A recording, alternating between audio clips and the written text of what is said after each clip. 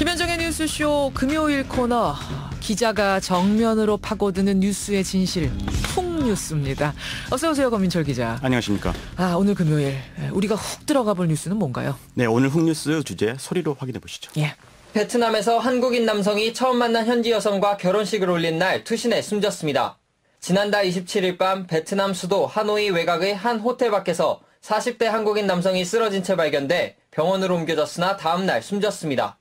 이 남성은 사건 당일 베트남 여성과 결혼식을 올리고 숙소로 돌아와 신부와 다투다가 객실 창문을 통해 투신한 것으로 현지 경찰은 보고 있습니다. 이게 엊그제 나온 뉴스잖아요. 네, 그렇습니다. 그렇죠. 그러니까 베트남에 국제 결혼하러 간 남성이 결혼하고 첫날 밤에 스스로 목숨을 끊었다. 이렇게 단신 처리가 된 거예요. 네, 그렇습니다. 예, 저는 왜 이 뉴스 보고 좀 이상한 생각이 들었어요. 베트남에 간 남성이 처음 만난 베트남 여성하고 결혼하고 그날 투신에 숨졌다는 건데 이게 이렇게 단신 처리할 내용인가? 이런 의문들 생기던데요. 네, 저 역시 여러 가지로 의문투성이라는 생각을 지울 수 없었는데요. 하지만 뉴스는 거기까지였습니다. 후속 보도는 나오지 않았고요. 예. 그대로 묻혀가고 있는 상황이었는데, 그래서 오늘 훅뉴스에서 이 뉴스의 중심으로 더 들어가 보겠습니다. 그러죠. 우선 사고가 난 곳이 정확히 베트남 어디입니까? 하이퐁이라는 도시인데요. 수도 하노이 동쪽으로 130km 떨어진 곳입니다. 이곳의 한 호텔에서 44살 먹은 한국인 신랑이 6층 객실에서 떨어져 숨졌습니다. 지난달 27일 밤 11시 20분쯤이었고요. 예. 20살 어린 베트남 신부와 결혼식을 올리고 호텔에 투숙 중 사고를 당한 겁니다. 앞선 보도에서는 자살한 것 같다 이렇게 나왔었죠. 네, 현지 경찰은 타살 가능성은 낮다고 보고 있습니다. 자, 그렇다면 하나하나 짚어보겠습니다. 일단 스스로 투신한 거는 명확한 겁니까? 네, 그렇습니다. 당시 호텔 CCTV에 이 남성의 투신 모습이 찍혔습니다. 예. 반쯤 열린 여단이 문 밖으로 떨어지는 모습이 담겨 있다고 합니다. 현지 우리 측 영사의 설명 들어보겠습니다. 뛰어내릴 때의 상황이 어땠습니까? 본인이 그냥 뛰어내려야 되는 상황입니다. 그러니까 누가 밀어서 이렇게 그게 넘어질 수 있는 그런 베란다가 있어가지고 그걸 미는 게 아니라, 네. 관공서 건물 보면 문 여는 창문 있잖아요. 그 조금 이렇게 나와 있는. 네. 그런 식의 어떤 미는 창문이거든요. 그럼 그 당시 호텔방 안에는 신부가 함께 투숙 중이었다는 거죠? 그렇습니다. 남성은 24살 된 베트남 신부를 전날 처음 만나고 하루 만에 결혼했습니다. 이렇게 첫 만남 후 바로 결혼하는 거를 속성결혼이라 하는데, 동남아 여성과의 국제 결혼에서 이 속성결혼이 관례화돼 있다고 합니다. 전날 처음 만나서 바로 결혼을 해요? 예. 그래요. 어쨌든 남성이 투신 당시 상황을 아는 건 그 방에 있던 신부뿐인데 그 신부는 뭘 하고 있었답니까? CCTV를 보면 이 여성이 투신 당시 이 호텔 복도로 뛰쳐나오는 장면이 찍혀 있습니다. 예. 그런데 신부가 뛰쳐나오는 CCTV상의 시간이 신랑이 투신하기 불과 4초 전입니다. 4초 전. 예, 결국 신부가 호텔 방을 나오고 난 뒤에 신랑이 추락했다는 거죠. 현지 경찰은 이것을 근거로 남성이 투신 자살한 걸로 보고 있습니다. 호텔방 안에 이 두 사람 말고 다른 사람은 전혀 없었습니까? 현지 경찰 조사 결과 다른 사람은 없었다고 합니다. 그러면 유일하게 당시 상황을 아는 사람은 신부뿐이란 얘기인데 대체 무슨 일이 있었다고 신부는 진술을 하는 거죠? 네, 두 사람 간에 다툼이 있었다고 합니다. 그냥 다툼이 아니라 심한 싸움이었다고 하는데 좀 더 정확하게는 여성이 일방적으로 폭행당했다고 이제 합니다. 그 여성의 진술이죠, 지금. 그렇습니다. 그 결과 여성의 얼굴이 성형이 필요할 정도로 일그러졌다고 하고요.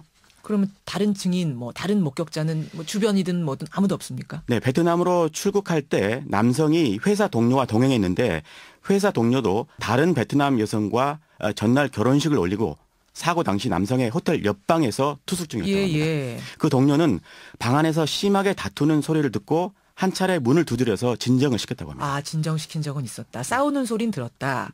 그러니까 처음 만나서 결혼한 사람들이 도대체 왜 싸웠을까? 이게 핵심인 것 같은데 신부 진술 외에 추정할 만한 다른 실마리는 없습니까? 속 시원한 답을 찾지 못했습니다. 이들 부부는 모두 이혼 경력이 있는데요. 둘 다 자국민과 결혼했더니라 상대방 언어는 한마디도 못했다고 합니다. 의사소통이 전혀 안 되는 상황에서 싸웠다는 얘기죠. 아까 그러니까 그 얘기는 말로 싸우진 않았겠구나. 이건 우리가 추정할 수 있네요. 네, 그렇습니다. 다만 이 한국 신랑이 이 추락사 30여 분 전쯤에 하노이 대사관 영사 콜센터로 긴급하게 전화를 걸어왔다고 합니다. 영사 콜센터로 신랑이 전화를 했어요? 네. 영사 콜센터라는 거는 저 외국 여행하다 위급할 때 거는 SOS 신호 같은 거 아닙니까? 네, 해외에서 이 사건 사고에 직면할 때 신속하게 재외 공간에 도움을 청할 때 쓰는 긴급 전화죠. 그렇죠. 우리 측 영사의 설명 다시 들어보겠습니다. 감금이 되어 있고 곧 뭐 인질극이 벌어질 것 같다. 그러니까 빨리 경찰을 불러달라 이랬어요. 우리 저기 요사고현자 내용을 들어보면 그러면서 옆에서 있는 여자 비명소리는 계속 들리고 예. 남자는 여자한테 전화를 하는 도중에 뭐 욕하면서 조용하라고 이렇게 욕하고 그러니까 요사고현자도 좀 상황이 좀 이상한 거죠. 인질극이 벌어질지도 모르니까 빨리 경찰이 와달라. 그러니까 내가 인질이 될 거다라는 얘기도 아니고 내가 누구를 인질로 잡고 있다는 얘기도 아니고 정확히 알 수가 없는 거네요. 어쨌든 인질극이 벌어질 거다 이렇게 얘기를 했어요. 네, 경찰을 불러달라는 내용을 조금 더 귀담아 듣자면 뭔가 위급한 상황이 벌어지고 있었으면 불명한 상황인 것 같습니다. 근데 좀 전에 호텔방 안에 다른 사람은 없었다고 하셨잖아요. 네, 그렇습니다. 현지 경찰 조사 결과 다른 사람 출입은 없었던 걸로 나왔다고 합니다. CCTV 등을 확인해서 얻은 결론이겠죠. 예. 만약 제3자가 없었다면 신부한테 감금됐다는 얘기가 되는데 그러니까요. 신부가 신랑한테 심하게 폭행당한 것을 보면 이 역시 앞뒤가 맞지 않는 대목이죠. 혹시 호텔로 들어가기 전에 행적에서 다른 어떤 갈등 요소는 없었습니까? 이들 부부는 당일 여러 신부들과 어울려서 호텔 밖 식당에서 함께 저녁을 먹었는데 신혼부부들이 여럿이 어울려서 13쌍이 정도 있다고 예, 하는데요. 예. 다른 사람들보다 이들 부부가 먼저 호텔로 들어갔다고 합니다. 이때가 밤 9시 넘은 시간이었다고 하는데요. 예. 바로 옆 테이블에서 식사를 한 사람의 목격담을 직접 들어보겠습니다. 그러죠. 옆 테이블에 뛰어내린 신랑이랑 같이 식사를 하고 있었고요. 이제 그분은 이제 소주 안 좋다 그래갖고 간단하게 죽만 드시고 먼저 들어가셨다니까요. 네, 먼저 들어가시고 갑자기 전화가 와가지고 1시간 됐나? 신부가 맞았다고 빨리 호텔로 오라고 피원복이 됐다고 연락을 받아가지고. 피범벅이 됐다 이런 연락이 한두 시간 후에 왔다. 그럼 혹시 술이 취한 상태에서 벌어진 일은 아니었을까요? 우리 대사관이 파악한 바로는 남성은 술은 전혀 마시지 않았다고 합니다. 그럼 이거는 뭐 가정입니다만 합리적인 뭐 의심을 좀 해보자면 혹시 정신적인 문제가 있다거나 그랬던 건 아니고요. 저도 그럴 가능성에 대해서 알아봤는데요. 이분의 건강 기록이라든가 가족들, 동료들 증언 어디를 보더라도 그런 징후는 전혀 없었다. 전혀 없었다. 참 갈수록 의문투성이네요. 우리 국민이 외국에서 석연치 않게 목숨을 끊었고 같이 있던 외국 여성은 심하게 폭행을 당한 상태라면 그냥 덮고 넘어갈 사건은 아닌 것 같은데요. 여러 가지로 합리적으로 설명되지 않는 부분이 많죠. 그렇죠. 이 사건을 그냥 덮어서는 안 되는 이유 바로 여기 있습니다. 현재 수사는 어떻게 진행이 되고 있습니까? 우리 당국에는 수사권이 없고요. 아직도 베트남 현지 경찰의 수사가 진행 중이라고 합니다. 예. 다만 우리 외교부는 이 현지 공안과 검찰, 외교부에 이런 의문점들에 대해서 수사를 더해 줄 것을 요구하고 있다. 이게 지금 지난달 27일에 벌어진 일인데 이 정도밖에 드러난 게 없다면 이거 외교부 대응이 너무 미온적인 건 아닙니까? 그에 대해서 대사관 측은 이 베트남 정부의 경우 우리 교민과 관련된 사건에 대해서는 매우 신중하게 접근하고 있는 편이다. 이렇게 얘기를 하더군요. 대사관에서도 예의주시하겠다고 합니다. 결국 여러 의문의 결정적인 열쇠는 신부가 쥐고 있는 것 같네요. 그렇다고 봐야 할 거죠. 예. 신부는 경찰 조사에서 이 사고 전까지는 아무 일이 없이 잘 지냈다고 진술했습니다. 신랑이 그렇게 돌변한 이유를 전혀 모르겠다고 했습니다. 신부 역시 그날의 충격으로 현재 대인 기피 증세를 보이고 있다고 하고요. 그럼 이제 신부의 얘기는 아무 일도 없었는데 갑자기 신랑이 돌변해서 자기를 폭행했다. 그리고 신랑은 스스로 뛰어내렸다. 이런 진술이에요. 본인도 이해할 수 없다는 반응이죠.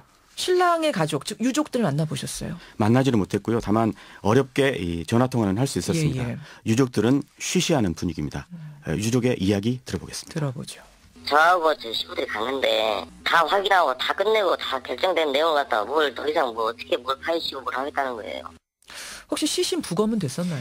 유족들의 반대로 부검은 이루어지지 못했다고 합니다. 유족들은 시신 운구 절차 등 복잡한 문제 때문에 현지에서 시신을 곧바로 화장했습니다. 그리고 유족들은 스스로 뛰어내린 게 맞다. 이 부분을 인정한 후에 그냥 바로 화장을 했다는 거네요. 그렇습니다. 의혹투성이 사건입니다. 분명한 건 이번 사건 역시 희한한 방식의 국제결혼이 부른 또 하나의 비극 아닌가. 저는 이 부분은 명확해 보이는데요. 좀 더 정확하게는 아까 말씀드린 속성 결혼의 폐해가 아닌가 싶은데요. 속성 국제결혼. 네네. 전문가들은 이 처음 만난 날 결혼하는 이 유래를 찾아볼 수 없는 결혼 방식에 문제의 근원이 있다고 말합니다. 김영신 한국 베트남 문화교류센터 원장의 설명 들어보겠습니다. 예. 그래도 신부들이 결혼식을 하기 전에 6개월 정도는 서신으로 왔다 갔다 하고 또 전화도 서로 주고받고 이렇게 하면서 서로를 좀 탐색할 수 있는 기간을 둬야 된다. 그것이 인도적이다. 어느 나라가 하루에 보고 결혼을 해요. 어느 나라가 결혼을 한 번 보고 결혼하냐고 한 번 보고. 지금 굉장히 어이없어서 웃으시는 거예요. 어떻게 하루 보고 바로 결혼을 하느냐. 예. 사실 국제결혼의 부작용, 그러니까 이혼이나 가정폭력은 국내에서는 이미 사회 문제로 자리 잡은 지 오래입니다. 이번 사건은 이 사건대로 진실을 밝혀야 되겠고요. 예. 그리고 아직도 이 관례라는 이름으로 되풀이되고 있는 이런 비정상적인 국제결혼 문제도 처음부터 다시 돌아보는 계기가 됐으면 합니다. 아직 누가 피해자고 누가 피의자인지 우리가 결론 내릴 수는 없습니다만 분명한 건 우리 국민이 외국에서 숨졌습니다. 그리고 거기 외국인 여성은 상당히 심하게 피해를 당한 상황. 그런데 그냥 덮고 넘어갈 문제는 아니라는 점. 이것만은 우리가 분명히 문제 제기를 하고 가야겠네요. 사건의 진실을 파고 들어보는 훅뉴스 권민철 기자 수고하셨습니다. 감사합니다.